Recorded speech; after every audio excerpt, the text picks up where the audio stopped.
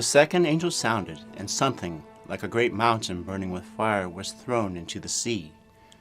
And a third of the sea became blood, and a third of the creatures which were in the sea and had life died, and a third of the ships were destroyed. Revelation 8:8-9.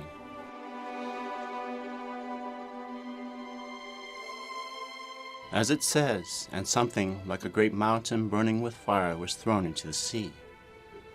So a large object burning with fire is thrown into the sea. The word mountain comes from the Greek word oros, which means a mass lifting itself from the land. And the word great comes from the Greek word megas, which means of great measure and height. In other words, this mountain is a mass of great measure and height rising up out of the land. And burning comes from the Greek word kaio, which means to kindle. Thus this mass is not just a mountain, but one that is kindled with fire. And where will these mountains kindled with fire be thrown into? They will be thrown into the sea. And the first nuclear hydrogen bomb was in fact detonated in the sea. On November 1st, 1952, the United States conducted its first nuclear test of a fusion device or hydrogen bomb at Eniwetok in the Marshall Islands.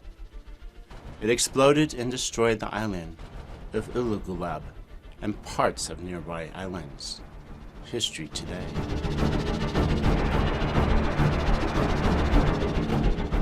According to the NOAA, the census data reveals that about 125 million, or about 1/3 of all Americans, live along these coastlines, because all the major cities and ports of America, such as New York City, Washington, D.C., Los Angeles, San Francisco, Seattle, all lie beside the sea.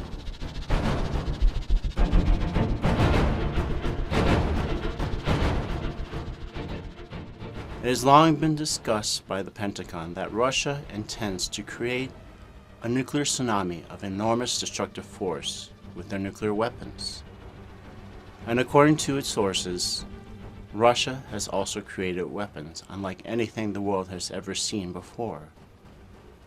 For it was recently leaked by the Russian media that the Kremlin has developed a giant self-propelled nuclear torpedo that can create a giant tsunami more than 1,000 feet tall when detonated along the shallow U.S. coastlines. Konstantin Savkov of the Russian Geopolitical Academy told the BBC that this warhead of up to 100 megatons could produce a tsunami of up to 1,600 feet tall, wiping out all living things 930 miles deep inside the U.S. territory. Such a weapon would guarantee that everything living will be killed. And by exploding these nuclear torpedoes in shallow water, high particles of radioactivity would be thrown up into the atmosphere as it drifts slowly down shore.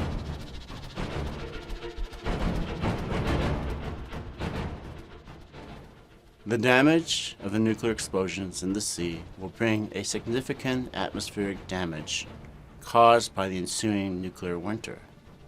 For as reported, up to 70% of the Earth's stratospheric ozone layer would be destroyed, allowing huge doses of ultraviolet light to reach the Earth's surface.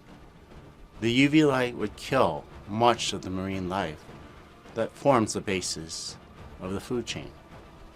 Aberdeen and the district campaign for nuclear disarmament. The tests at the Bikini Atolls proved a significant number of ships were destroyed immediately by the thermonuclear bomb, and the rest of the ships were deemed permanently incapacitated due to the inhospitable radioactive contamination of the vessels.